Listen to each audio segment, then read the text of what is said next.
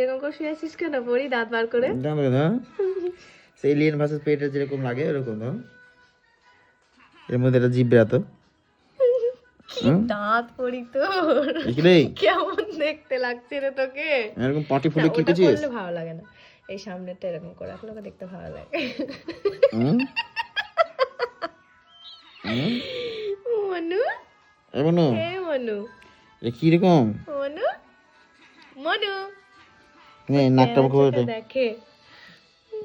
ধ্যাৎ, ওর দাঁত বার করে আছে কি সুন্দর, আর নাক ভরে দিচ্ছে মুখের মধ্যে।